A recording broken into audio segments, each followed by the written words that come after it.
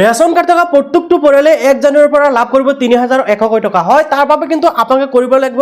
এই যিখন ফৰ্ম আপোনালোকে এইখন ফৰ্ম কিন্তু ফিলআপ কৰি জমা দিব লাগিব। তো কেনেকৈ আপোনালোকে 3100 টকা পাব, লগতে আপোনালোকে ফৰ্মখন কেনেকৈ ডাউনলোডিং কৰি কেনেকৈ ফিলআপ কৰি আপোনালোকে ক'ত জমা দিব, সকলো বিষয়বস্তু এই ভিডিঅ'ৰ জৰিয়তে আপোনালোকক জনাম। গতিকে ভিডিঅ'টো সম্পূৰ্ণকৈ চাই থাকক, লগতে ভিডিঅ'টো ভাল পালে নিশ্চয় লাইক কৰি চেনেলটো ছাবস্ক্ৰাইব কৰিবলৈ পাহৰি নাযাব। আৰু ভিডিঅ'টো যদি আপুনি ফেচবুক চাইছে পেজটো ফলো কৰি বেছিকৈ শ্বেয়াৰ কৰি দিয়ক, যাতে সকলো মানুহে এই বিষয়ে জানিব পাৰে আৰু সকলো মানুহে এই আঁচনিৰ সুবিধাটো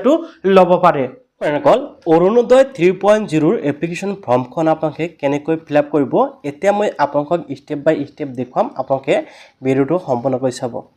লগতে যদি আপোনালোকৰ এই ফৰ্মখন প্ৰয়োজন হয় তেনেক্ষেত্ৰত নিশ্চয় ভিডিঅ'টোৰ কমেণ্টত জনাই দিব, আৰু ভিডিঅ'টোৰ শেষত মই আপোনালোকক জনাম যে আপোনালোকে ফৰ্মটো কেনেকৈ লাভ কৰিব বা ক'ত পাব। এতিয়া চাওক ফৰ্মখন আপোনালোকে কেনেকৈ ফিলআপ কৰিব লাগিব। প্ৰথমতে ওপৰৰ ফালে দেখিবলৈ পাব এপ্লিকেশ্যন ফৰ্ম অৰুণোদয় 3.0, আৰু আপোনালোকে কিন্তু এইখন ফৰ্ম ফিলআপ কৰিবলৈ পোনপ্ৰথমতে আপোনালোকৰ এখন পাছপোৰ্ট সাইজৰ ফটো প্ৰয়োজন হ'ব। ঠিক আছে, আপোনালোকে এইখন এই ফৰ্মত ফটোখন লগাই ল'ব পোনপ্ৰথমতে, অৰ্থাৎ যোনজন ব্যক্তিৰ বাবে এপ্লিকেশ্যন কৰিব সেইজন ব্যক্তিৰ ফটো আপোনালোকে ইয়াতে লগাব লাগিব। তো ইয়াতে চাওক প্ৰথম যিটো কুৱেশ্যন বা প্ৰথম যিটো কলম ইয়াতে আছে, সোধা হৈছে are you an existing beneficiary under Orunodoi scheme. So' আপুনি যদি আগৰ পৰা অৰুণোদয় আঁচনিৰ টকা পাই আছে তেনেক্ষেত্ৰত আপুনি ইউজ কৰিব, অন্যথা কিন্তু আপোনালোকে ন' টিক কৰি দিব। ইয়াতে আপোনালোকে খালী বাকচ দেখুৱাব পাইছে ইয়াতে আপোনালোকে দিব লাগিব। তাৰপিছত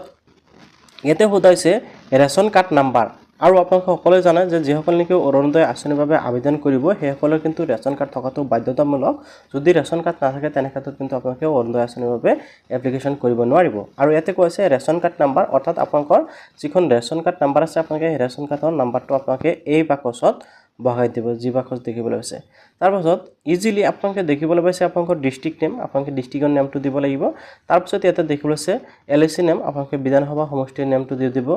তাৰপিছত ইয়াতে এপ্লিকেণ্ট ডিটেইলছ দিবলৈ দিছে। নাম্বাৰ 1ত এপ্লিকেণ্ট ডিটেইলছ। তো প্ৰথমতে আছে ইয়াতে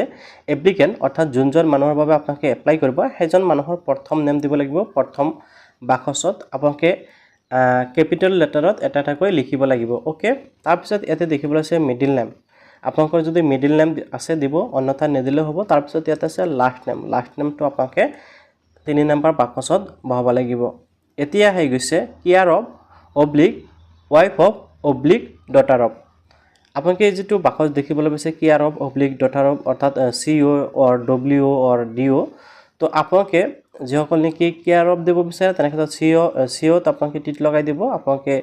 কেয়াৰ অফত ইয়াতে দিব। আৰু যদি ৱাইফ অফ, অৰ্থাৎ আপুনি যদি বিবাহিত মহিলা হয় তেনেক্ষেত্ৰত আপোনালোকে 2 নম্বৰ বাকচ যিটো অপশ্যন আছে যিটো WO/O আপোনালোকে ৱাইফ অফ এইটোত দিব। তাৰপিছত ইয়াতে নামটো দিব। আৰু অবিবাহিত মহিলাসকলৰ ক্ষেত্ৰত DO অৰ্থাৎ ডটাৰ অফ এই অপশ্যনটো টিক লগাব, আৰু ইয়াতে ফাদাৰ্ছৰ নেমটো দিব লাগিব। তাৰপিছত আহি গ'ল ইয়াতে জেণ্ডাৰ, আপোনালোকে জেণ্ডাৰ দিব লাগিব, মেল ফিমেল, আপোনালোকে এইটো ইজিলি সকলোৱে বুজি পাব, মেল হ'লে মেল, ফিমেল হ'লে ফিমেল। তাৰপিছত ইয়াতে আছে date of birth, date of বাৰ্থটো ইয়াতে আপোনালোকে দি দিব বাকচত। প্ৰথমতে ডেট থাকিব, মান্থ এণ্ড ইয়াৰ আপোনালোকে দিব লাগিব। এতিয়া আহি গ'ল এপ্লিকেশ্যন কৰা ব্যক্তিজনৰ এড্ৰেছ দিব লাগিব। ঠিক আছে, তো প্ৰথমতে চাওক আপোনালোকে দেখা হৈছে এড্ৰেছ ডিটেইলছত প্ৰথমতে ব্লক নেম বা ULB নেম, যিসকল টাউনত বসবাস কৰে, MSC নেম আপোনালোকৰ যোনটো হয় সেইটো আপোনালোকে দিব লাগিব। তাৰপিছত দ্বিতীয় অপশ্যনটোত আহিছে আপোনাৰ GP নেম বা BCDC নেম বা BDC নেম, ৱাৰ্ড নাম্বাৰ আপোনালোকৰ যোনটো হয়, আপোনালোকে ৱাৰ্ড নেম আপোনালোকৰ যোনটো হয় আপোনালোকে সেইটো কিন্তু ইয়াতে দিব লাগিব। গাঁও পঞ্চায়ত বা আপোনালোকৰ BCDC নেম আপোনালোকে যিটো হয় আপোনালোকে সেই হিচাপত দিব লাগিব। তাৰপিছত ইয়াতে আহিছে ভিলেজ নেম। এতিয়া এই 3 নম্বৰ বাকচত আপোনালোকে কিন্তু আপোনালোকৰ নিজৰ গাঁওখনৰ নাম ধুনীয়াকৈ লিখি দিব। লোকেলিটি বা লেণ্ডমাৰ্ক আপোনালোকে লোকেলিটি দিব, আপোনালোকৰ ওচৰে পাঁজৰে যদি ডাঙৰ কোনো অনুষ্ঠান আছে, স্কুল থাকিব পাৰে বা মানে আপোনালোকৰ বজাৰ এখন থাকিব পাৰে বা তেনেকুৱাকৈ মন্দিৰ থাকিব পাৰে, মছজিদ থাকিব পাৰে, যি আছে আপোনালোকে এইটো ইয়াতে লেণ্ডমাৰ্ক হিচাপে দিব, বা আপোনালোকৰ যদি তেনেকুৱা ৰাস্তা পথ থাকে পথৰ নাম দিলেও হ'ব। তাৰপিছত ইয়াত আছে মোবাইল নাম্বাৰ, ইয়াতে আপোনালোকৰ মোবাইল নাম্বাৰ দিব, যোনজনৰ বাবে এপ্লিকেশ্যন আছে মোবাইল নাম্বাৰটো দিব। আৰু মোবাইল নাম্বাৰটো যিটো নেকি মোবাইল নাম্বাৰ চলি আছে হোচল মোবাইল নাম্বাৰ এটা দিব। তাৰপিছত ইয়াতে আহি গ'ল পিনক'ড, আপোনালোকে সকলোৱে পিনক'ডটো জানে, এণ্ড ইয়াতে হাউচ নাম্বাৰ দিব লাগিব। আৰু শেষত আপোনালোকে দেখা হৈছে পুলিচ ষ্টেচন, আৰু আপোনালোকৰ শেষত থানাৰ নেমটো আপোনালোকে বহাই দিব। অ'কে, তো প্ৰথম পেজত এইখিনি ডিটেইলছ দিব লাগিব, আৰু দ্বিতীয় পেজত কি দিব লাগিব সেইখিনি দেখুৱাই আছোঁ। আপোনালোকে দ্বিতীয় পেজত কিছু ডিটেইলছ দিব লাগিব যিসমূহ আপোনালোকে ভালকৈ বুজি লৈ তাৰ পিছত দিব 3 নম্বৰ দেখিবলৈ আছে প্ৰায়োৰিটি হাউসহোল্ড ইয়াতে দেখিবলৈ আছে প্লিজ টিক দিবলৈ দিছে অৰ্থাৎ আপোনালোকে ইয়াতে টিক দিব লাগিব তো এই যে অৰুণোদয় আঁচনিৰ বাবে আবেদন কৰিব ইয়াতে কিছুমান মানে ক্যাটেগৰি দি আছে এতিয়া আপুনি যে অৰুণোদয় আঁচনিৰ বাবে আবেদন কৰিব আপুনি কোনটো ক্যাটেগৰিত পৰবা আপুনি কোনটো ক্যাটেগৰিৰ পৰা বিলং কৰে আপোনালোকে কিন্তু ইয়াৰ পৰা হেতু সিলেক্ট কৰিব লাগিব ঠিক আছে ইয়াৰ পৰা এই যে বাকচ দেখিবলৈ আছে কেইবাটা অপচন আছে ইয়াৰ পৰা আপোনালোকে যিকোনো এটা দিব পাৰিব ইয়াতে প্ৰথমটো আছে উইন্ডো S45+ তাৰ পিছত আছে দিব্যাংগজন উইন্ডো মানে আপোনালোকে জানে বিধৱা মহিলা আৰু দিব্যাংগজন মানে যিসকল নেকি কোনা কুৰা লেংৰা আছে সেইসকলৰ তাৰ পিছত ইয়াতে আছে ডাইভোৰ্স ওমেন S45+ আৰু যিসকল নেকি ডাইভোৰ্স হোৱা মহিলা আছে সেইসকলৰ 3 নম্বৰ অপচন তাৰ পিছত আছে ওমেন AAY বেনিফিচিয়াৰী অৰ্থাৎ AAY কাৰ্ড এটা আছে আপোনালোকে জানে ৰেশন কাৰ্ড এটা আছে যেটো হল AAY কাৰ্ড থাকে তো যদি আপোনালোকে AAY কাৰ্ডৰ মহিলা হয় তেনেক্ষেত্ৰত আপোনালোকে এই বাকচত টিক লাগিব তাৰ পিছত ইয়াত আছে আনমেৰিড ওমেন S45+ যদি আপুনি অবিবাহিত মহিলা হয় আৰু 45+ এজ হৈ গৈছে তেনেক্ষেত্ৰত সেইসকলৰ বাবে 5 নম্বৰ বাকচ বা 5 number option registered women living in government registered old age home institutes আৰু এই যেটো বাকচ দেখিবলৈ আছে ইয়াতে আপোনালোকে দিব লাগিব সেইসকলক যিসকল নেকি ওল্ড এজ হোম অৰ্থাৎ যিসকলে বৃদ্ধাশ্ৰমত থাকে বা কোনো ইনষ্টিটিউট থাকে যিসকল নেকি তেনেকুৱা বয়স হৈছে মানে বয়সীয়াল মহিলা সেইসকলৰ ক্ষেত্ৰত এই বাকচটো আপোনালোকে দিব লাগিব তাৰ পিছত এই বাকচত women house composite household income less than 2 lakh annual আৰু এই বাকচটোত অৰ্থাৎ তেনেকুৱা পৰিয়ালৰ পৰা যদি আপোনালোকে বিলং কৰে যেটো পৰিয়ালে নেকি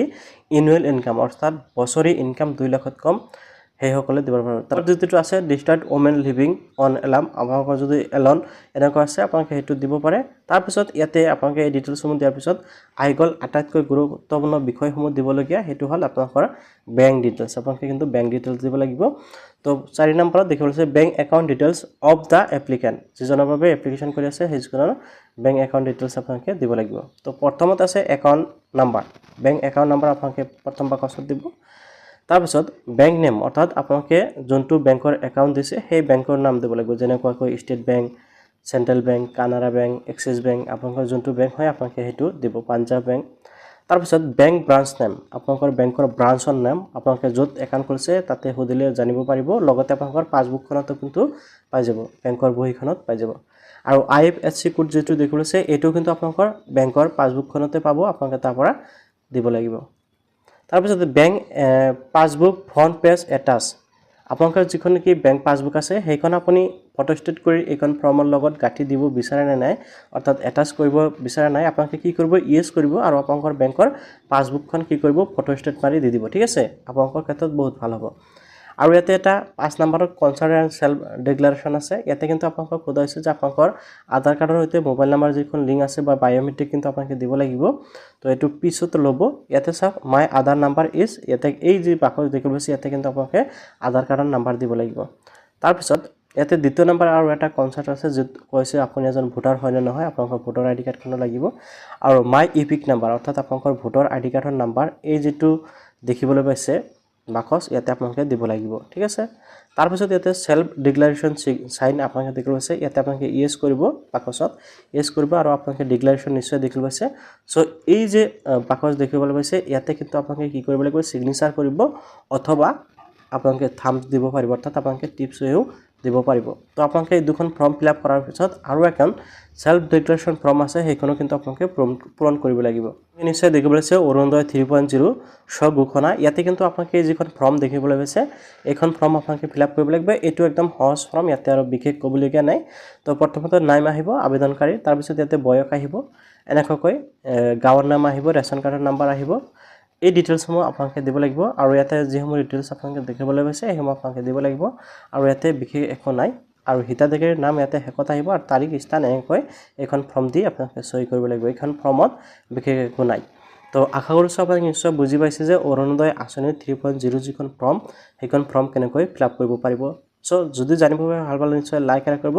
আৰু চেনেলটো সাবস্ক্ৰাইব কৰিবলৈ পাহৰি নাযাব ইয়াৰ লগতে যদি আপোনালোকৰ কোনো ধৰণৰ প্ৰবলেম হৈছে ফৰ্মখন ফিল আপ কৰিব বা বুজি পাবলৈ নিশ্চয় কমেন্টত জনাবলৈ পাহৰি